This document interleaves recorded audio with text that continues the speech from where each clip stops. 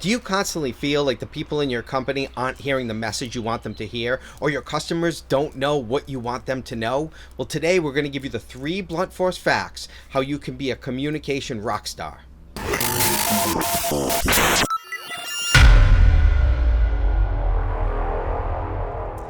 Well, welcome back to Blunt Force Business. I am Brian LaFauci. And I'm Patrick Marino. And today we are here to talk to you about the leadership communication style that you need to be most effective as a business owner. Awesome. Bring this a little closer. What? Looking at me? No, I was just letting a natural pause of silence happen, and people were going to wait in anticipation for what was coming. Okay. That was a list. That was a. Is that part of your communication style? Is to pause and wait strategy, for reflection? Baby. Have you heard how, very easily, if you want people to really listen, and if the meeting's getting really crazy, you just lower that voice a little bit.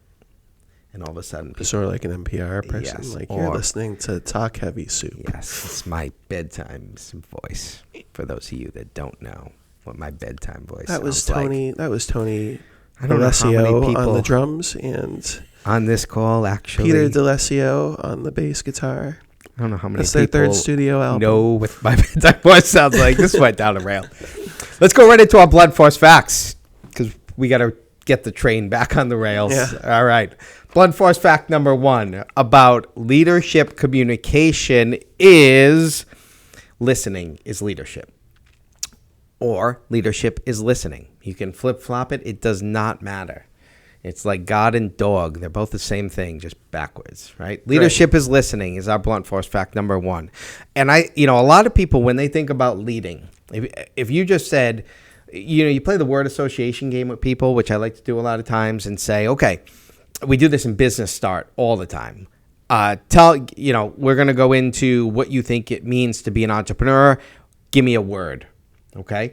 So if we did that with leadership, and we said, we're talking about leadership communication. If we did that with that and said, give me a word, I do not know how many people would say, oh, listening. Right. Maybe, but I think it would be low on the list. Right. I think the reality is that most people think of leadership as what? Like, let's play the game really quick. I say, when you close your eyes, what comes to mind from a skill set necessary as a leader? Being in charge. Being loud. Yeah, right. I don't know. I think example, like pushing things, like that's what I think about. Driving the bus. Yeah. But when you think of someone... It's an active thing, right? It's like being active. I think you just hit the nail on the head with the word active. We think of action verbs. We think of, all right, I'm now the leader, so now there are these things that I am doing. And so if we're talking specifically about communication and we're relating it to an action, most people think, all right, I'm in charge now, okay? And maybe you got there through a number of different ways. Maybe you just got hired to be in charge. Or maybe you're as a business owner, you naturally put yourself, right? Right. You fall as the one in charge. So now you think, now I need to do what? I need to have output. I need to, put policy out there, and I need to get it out there. And so you're always thinking about what is going out from a marketing standpoint. You're thinking about your outbound marketing, right? And not your inbound. Right. And what is you getting in? And is our belief that the key to good leadership is exactly the opposite of that. And it's how much of the time are you spending getting the feedback to make the decisions and listening and hearing. And that can be from a myriad of different places. Like that getting that inbound feedback could be from your employees, could be from your manager. It could be from your peers. How many times when we go into some type of conversation, are we more thinking about formulating our response to sound like, I'm the smartest guy here, right? Or I know what I'm proving our worth. Human nature, we always want to prove our worth. And to do that, we have to, if you're in a situation with your peers, the way you prove your worth is you talk. Right. I mean, I think that you brought up a quick point about response, and this is like the CEO of my supplement company. He uses this phrase, and he's a big phrase guy. It's listen to learn and not listen to respond. So, and what you said was really, really important, because sometimes listening is a skill, right? So it's a skill we got to develop. And sometimes what you do is you already know in your head the answer to the question you're asking, or you know what you want to say, or the person that you're listening to brings up a topic for the conversation and you already know what you want to respond with. And instead of hearing the person out, you're just waiting for your opportunity to say what you got to say. We all relate to that. Right. And that's not really, that's not. I relate to that right now as you're talking to me, and we're doing this podcast. And I know there'll be a time where you'll stop and I will have to fill the void to, for this to continue, and vice versa. And to make the conscious effort just to breathe and listen to you. Right. And then, when that time comes, and I mean, it's a challenge. Yeah, it's a skill. And I think that it's not necessarily something that you're bad at when you get older. I don't think that's part of it. But I think that you have to consciously say, like, the person that I'm engaging with might have something interesting to bring to the table. And if you're a leader, then you are either you've hired those people, or that you need to figure out whether these are the right people. So you have to give them the opportunity to state their case, and you have to try and figure out what they're saying, right? And if you already have your response in your head, you're not really giving them that opportunity. You're not really giving the person across from you the opportunity to communicate. What you're doing is you're just giving them some sort of false equivalency of that. So do you have a way for you personally that you allow yourself to process? Because I have three things, right, that I think, to this blunt force fact about leadership is listening, three things our audience can use to actively kind of engage in this. Do you have something that you use to help you with that? I mean, I don't, but I think that even from when I was a coach, I'm still a coach to a certain extent, my little boys team, but like even from that training, I've found this to be important. That doesn't mean that I'm good at it all the time, but it means that, like, in my communication with partners or whatever it is, I for me, it's more of a trigger, right? So I think I'm a good listener. I'm a really good listener in areas where I know I lack expertise. So I'm really open-minded when I know that I'm in a position of weakness in terms of knowledge. I'm worse at it when I think I know what's going on. And then I've already got my preconceived notions in my head. And so I'm listening to respond in those cases, right? I'm like, all right, I got my fact ready to go. And we probably even happened today with we had some conversations earlier about some of the strategies that we're using on our social media. I probably did that a couple of times. I already knew, like, here's what I know about this. And instead of actually listening to the point that you guys were making, I was probably just ready with the thought. To tell you right? why. Maybe. So I think that, so to go back to the question is, like, do I have a process? No. And you're the more systematic person, right? And I probably have to get more systematic. But I think that for me, it's more just being aware of my own fault, right? So my fault is that when I have thought about something already, my listening skills are poor, right? When I've not thought about something, my listening skills are. So I always try and put myself in a situation where it's like, my system, I guess, is to give the person the benefit of the doubt if I can consciously remember to, because sometimes I don't.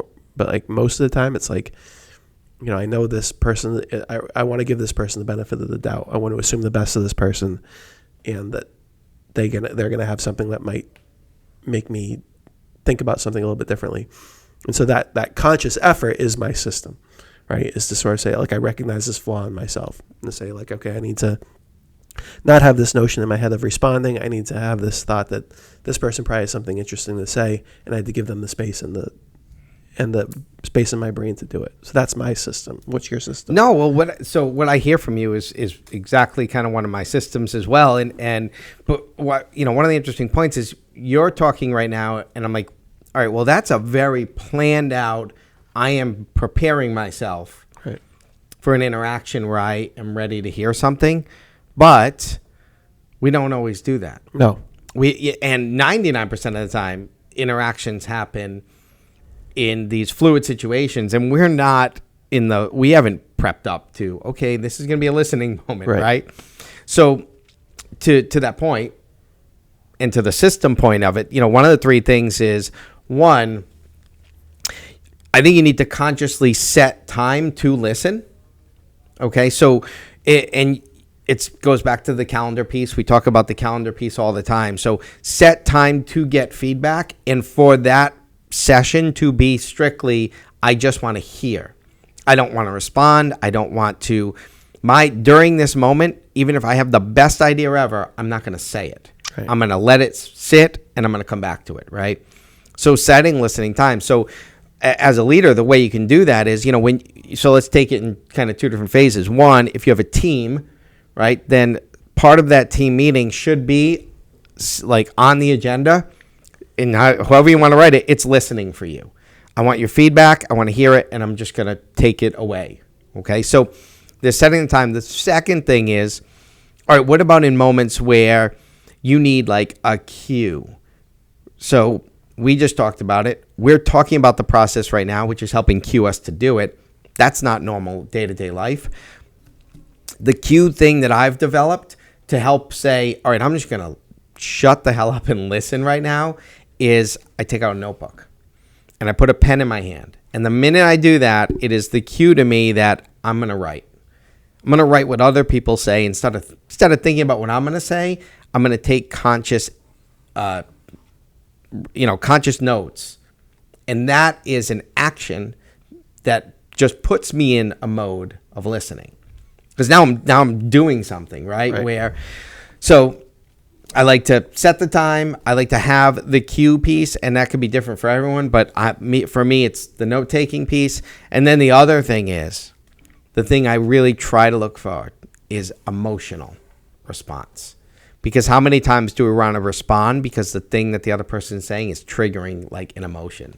Like, could be frustration, could be anger, could be anything. But now the emotion starts to get triggered. So now it's like, all right, now I can't wait to respond because I want to get this. I want you to hear. So what's that point then? Is to recognize the emotion, right? So so that third piece of active listening is the minute I recognize that what was just said is triggering emotion, I try to train myself that don't say a thing.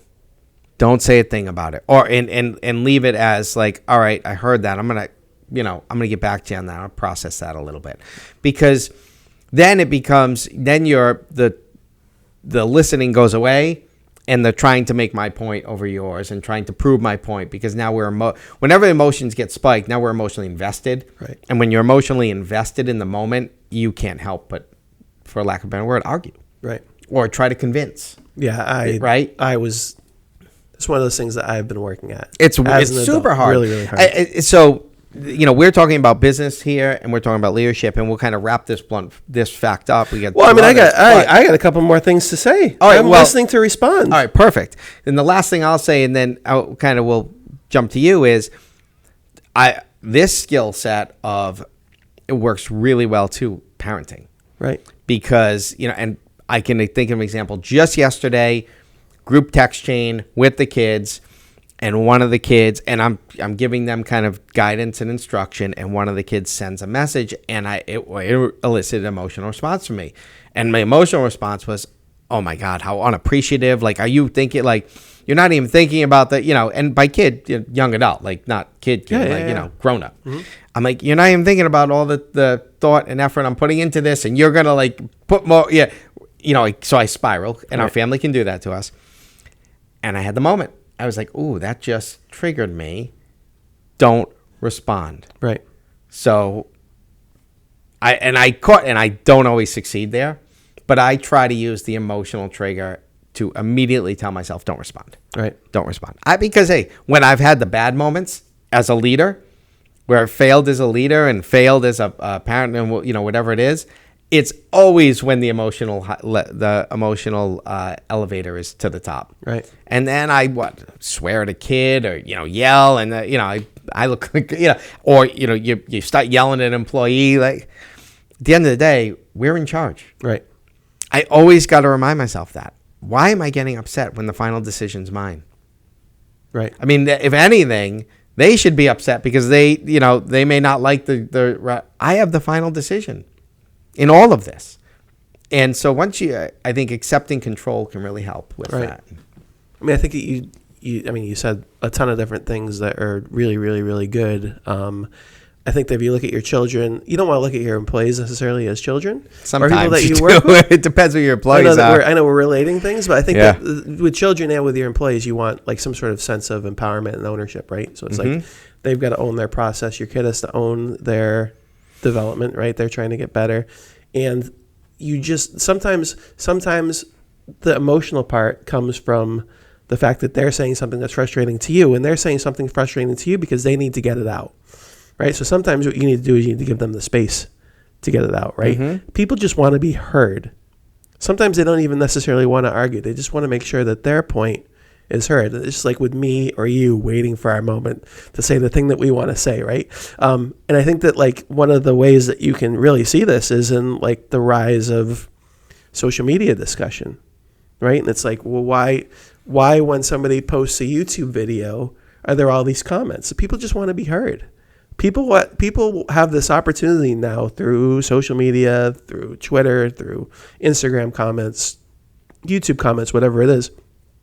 And they take advantage of that, right? People have the opportunity to review businesses on like Yelp or whatever, and they take advantage of that. So if you think that of just all humans, people just want to be heard, And there's this thing I was reading, there's like this, you see the spammy things like do these 3 things in a conversation to look like the smartest person in the room or whatever it is. You want to have an effective conversation, do this. Here's what research has found. Yep. This is research. And like the person who asked the other person, right? So if you and I are having a conversation and I ask for your advice in something and I give you the space to do it, you come away from that interaction more positively.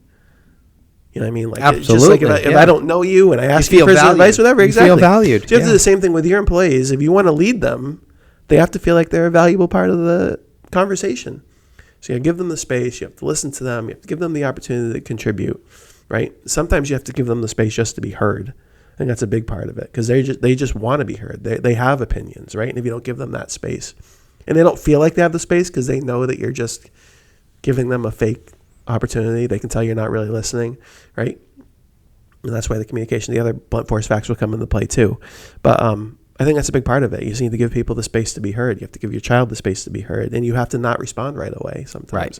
Because sometimes it's just like you have to process it. We used to have a rule. This is probably a good rule in that we used to have a rule with our teams. A 24-hour rule with our parents, right? So parents are really connected to their kids. Yep. And get really, really frustrated. Like if you do something with their kid that they don't like, so I just say, look, like, and you can do this as a leader as well. Like I make mistakes all the time, right? I'm not infallible.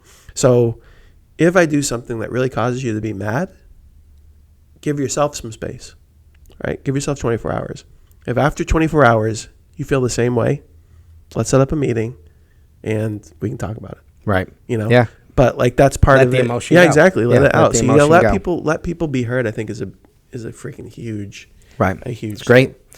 We used to do this thing, and then we'll move on to the second fact, unless you have something else, because I want to listen to it. Remember, we're not. We got time. We don't have a commercial break coming up. Yeah, we don't.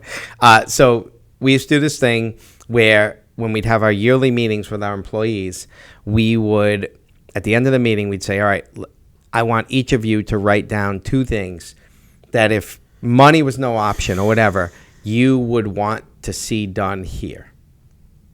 Whatever it is. It can be a different way we do things. It could be, I'd like you to buy this, build this, whatever it was. And they would spend a couple minutes and they would hand that all in to me. And I would put that on a list. And then when I would respond to them with the post like yearly meeting, hey, great meeting, blah, blah, blah. Here's the list of stuff. I would target each one of them and say, okay, this is reasonable. I can do this. We can hit this year. This one, someone said once we should put a Shark Tank in. I said, okay, if we get to the point where we have 100,000 disposable dollars, that'll be the first thing I do. I'll put a Shark Tank in. But they were ridiculous. Some were like a little over the top, but a lot of them were really valid, and a lot of them were really easy to do. And so we did them in the next couple of weeks, and people felt like, oh, wow, I have input into this. So be listening. Yeah, right? listener. So blunt force fact number 2, we're going to move away from listening now. Blunt force fact number 2 is you have to interrogate your people. Sounds a little harsh after we just talked about. Talking about giving people space and listening. Yeah, now we're going to interrogate them. Now we are going to interrogate them. Because at the end of the day, we use that word interrogation a little loosely here, but you really do. And what do we mean by that? So when you have a team, depending on the size of your team, usually there is a natural flow of information. And to empower your managers under you and the people who you want to give some power to and some leadership responsibility to, the only way you can effectively do that is to allow them to be, communicate to their people. And so a lot of times when meetings would happen in your organization, it's going to be you with your core group, and they're going to disseminate. Okay? Or, and this could be in a lot of different, you can see this in a lot of different avenues. This can even be in a small company with your customers. You can also interrogate your customers. At the end of the day, what do we mean by that is we want to make sure the message that is really important to you as a leader, when you are not listening and now you're kind of putting stuff out there, is it getting heard? And is it getting heard in the way that you want it to be heard? Yeah. Right? So the bad way of doing this would be like, all right, you guys got this? All right, let's go do it. Yeah, that would be the bad way. You got it, right? Exactly. Like, oh, do you have any questions? Yeah. Do you have any questions? They'll look at you with blank faces. All right, we got to go. We got to do it. One of the things that we used to work on with coaching was this concept of check for understanding. So whenever you make a point, you have to figure out some method to figuring out whether or not they actually understood it. And you're dealing mostly when we're working with those coaching programs, it was with kids. So the idea would be like, do you understand? They all say, yeah, coach. And you do it, and they definitely did not understand. 100%. They had no idea they didn't, one ear out the other. So a check for understanding might be like, talk it back to me. Say it again. What did I just say? And what does that mean to you? Right? Or show me, right? We just told you, right now, show me what that looks like. Right. And so you can bring that concept of a check for understanding in. It's like one of the people that works with me right now, it's a lot of read it back to me, let's go through the points that we just did, do it again. So some of it's repetition, and then some of it's just like, some of it's the listening part, right? And so to be able to say like, what are your thoughts on it? And just by them walking through it in their own way, that helps them understand it better, and then they can come back to you with it. But the idea is that you need to interrogate your people. You need to make sure that it got across. There needs to be some sort of check there, some sort of method that you have for making sure that they actually got the message and can actually start putting it into practice. Because if you don't do that, the chances of it going wrong are very, very, very high. And then you have to go back and do it again. There was a Navy admiral, and he was wondering if his message with his command staff was really getting to the people. So what he did to this point was he went down on the ship to all the different sections, and he would find some of the lowest ranking, newest members of of the service that are there. And obviously they would be a little, here's the admiral, right? Which is, when you're a young enlisted military man and the general or admiral comes your way, you have that, oh shit, yeah. And he just approached him and say, hey, how's things going? Start conversation. Do you mind if I ask you a couple questions? No, no one's in trouble. I just need to get a little feedback from you. Yeah, of course, sir, blah, blah, blah. It's like, what is the goal of this mission we're on? Or what are the three things? What he would do, he'd ask them open-ended questions about the information that he had disseminated to his leadership that he wanted to make sure that was put out. And, did that for a couple weeks and then came back. And the next month they had their meeting. He's like, so did a little impromptu survey, and 70% of the E5 and belows that I went up to had no idea. And so all the colonels got, their 06s and below there, and they get really defensive. They didn't listen. Right. They responded, right? They didn't follow blunt force fact number one at all. Mm. And they were like, well, we email you. And he's like, stop. I believe that you did the things you say you did. I'm not saying you did not. However, there was a gap there. There was clearly a gap there in how we're getting this information out and whether it's really getting received. And we're going to touch on that in blunt force fact number 3. But before we get there, so how do you know your message is getting out? Well, you have to ask those open-ended questions. If there's things important to you, process-wise, very easy. Go up to, hey, how do you do this? If this is something that you've told that, hey, it's really important we do A, B, and C, you know, what's our policy for when someone walks in the door? What's our procedures for that? You know, asking those open-ended questions, and you're not doing it to be punitive. You're doing it to get explanation of, and you can do this in 2 other areas, because we'll have some, you know, small businesses listen to this like, all right, great, I have 2 people that work for me in my company, right? There's a million companies out there that are small. And so how does this also apply as you're the leader and you're communicating? Well, it applies, one, to, we'll call them your stakeholders, the people who might be feeding you business, your network. The question I like to ask them all the time is, what do I do? I'll meet with people that aren't necessarily clients, but they're more referral points, right? I'll say, what do we do? Holy shit, you'd be crazy how many times people are like, I'm really sure what you do. Like, all the time. Blows my mind. So you have a dog. Now I know. Now it's a loaded question, because I know they don't truly understand. They just do a lot of this. It's like my mom. I don't know what you do. I think my mom thinks we're in the mafia. I don't know what you do and how you make that money, your money, but whatever. I'm like, Mom, don't worry about it. Just don't dig up the backyard. So, but you know, we get that. So our stakeholders, a lot of times, they kind of know. Oh yeah, I love Patrick, great guy, marketing company, and blah, blah, blah. What does he do? Marketing stuff, you know what I mean? I get it all the time. So stakeholders, and then the last one where you can do this exercise and interrogate your people is your customers. Right.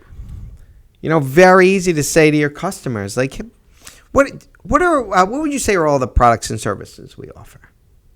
Could you give me 2 minutes of your time? Right. Tell me, and just get feedback. Like, oh, I know you do this, and you might find there's this whole other world out there, you know, that they had no idea you even really like was something that you could provide them, I think. So interrogation and asking questions, it does go back because you're listening on the back end. Right. But to get the opportunities to listen, you gotta dig down and interrogate to see if your message is getting out there. And part of a good leader as well is knowing the people that you're asking those questions of and what way that they're going to be most empowered to, or they're going to feel most comfortable providing the answer. Because sometimes if you're in that intimidating situation where you're walking down the hallway and bringing up something to the person, you might not get the correct answer because the person is intimidated. They don't feel comfortable. You know what I mean? So you might have in office hours, if you're a teacher, right? You might say here's the time I'm available to discuss this, right? Or if you're in one of these multiple versions of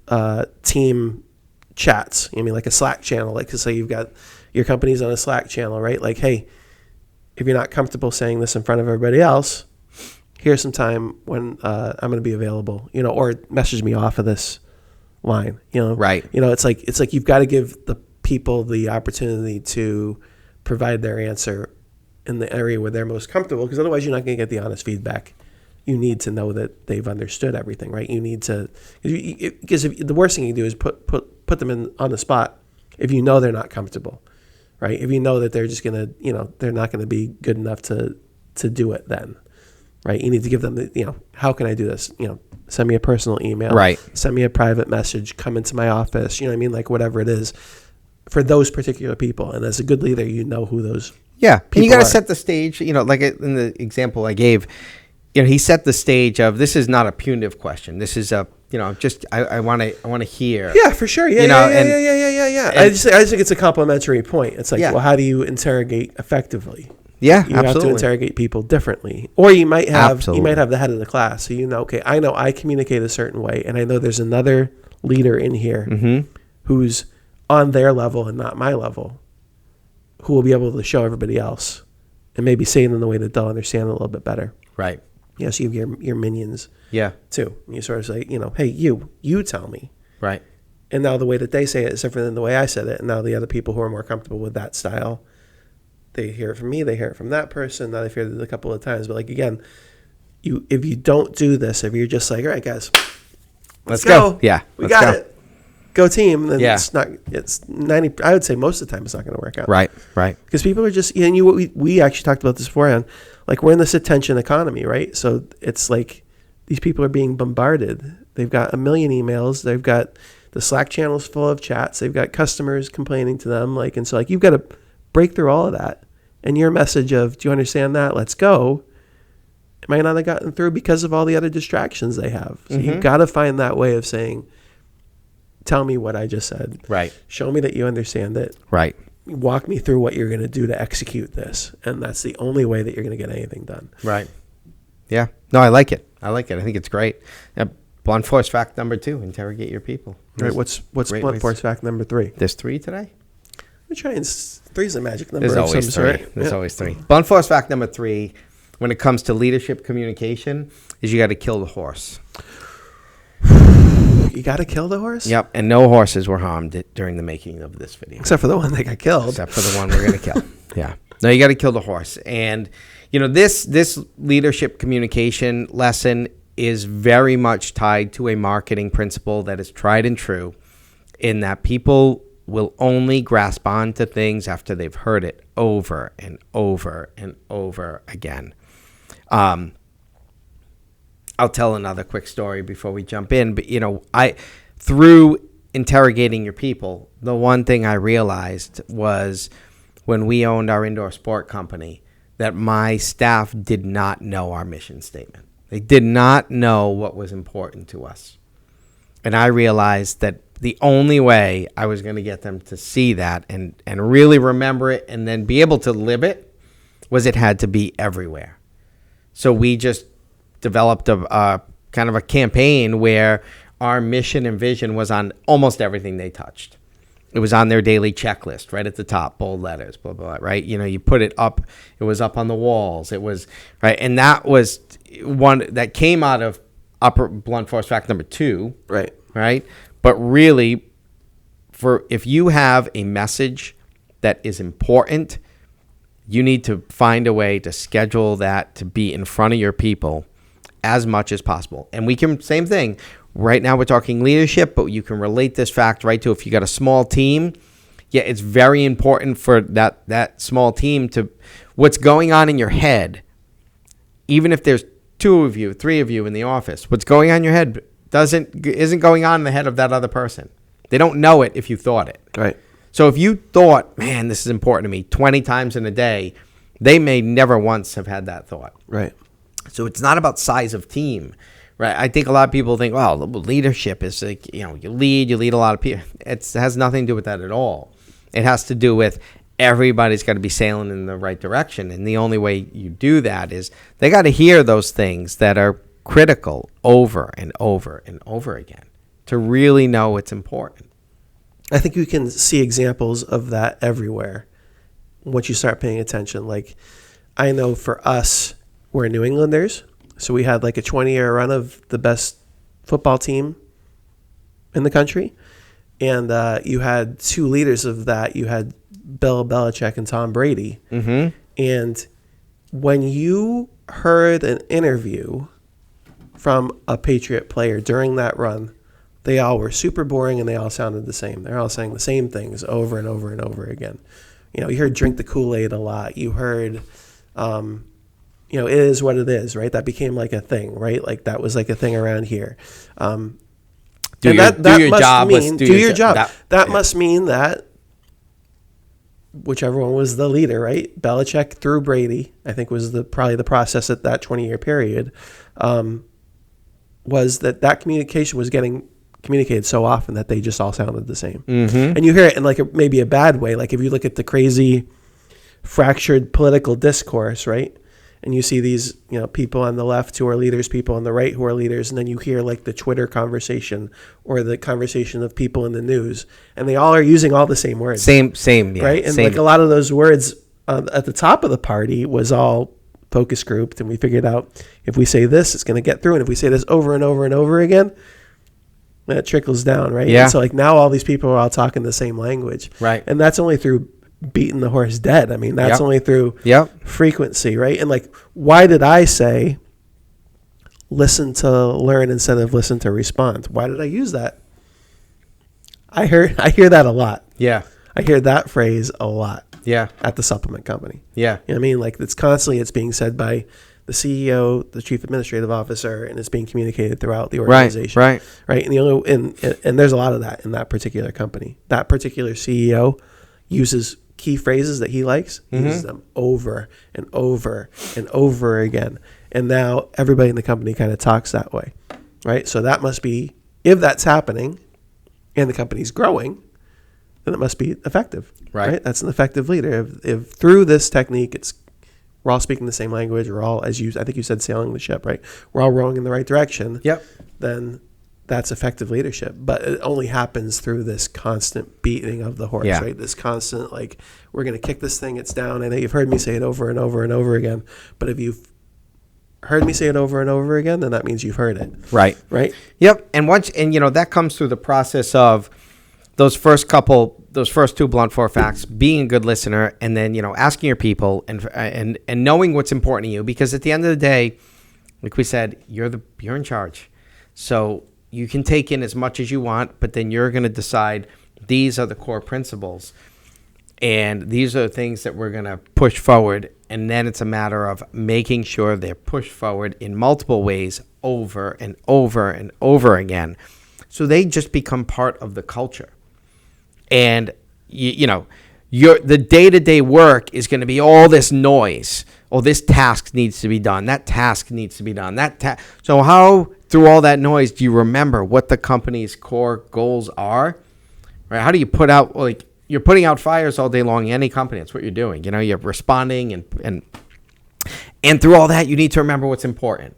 So as a leader, if you're not making sure that not just your people, but you don't get pulled into a direction that has nothing to do with what the core competency of what you want to provide for your company to provide to the people is.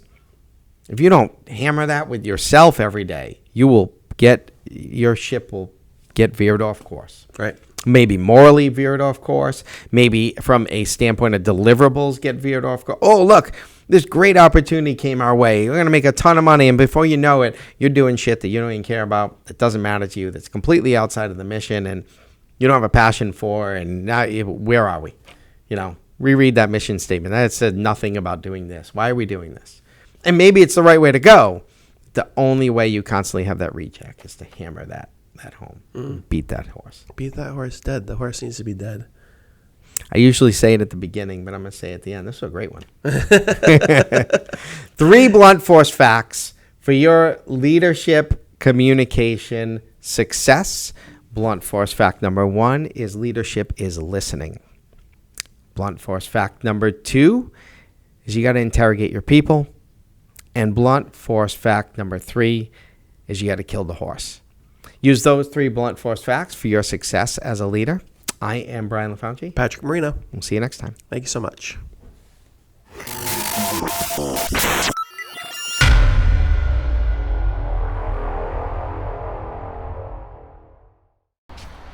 If you got all the way through today's video, then you probably like what you saw. Subscribe to our channel so you can get up-to-date information when we release more videos on how to communicate with your clients. And guess what? We're good listeners too. So drop us a comment. We want to hear what you have to say. We'll adapt our programming to what you want.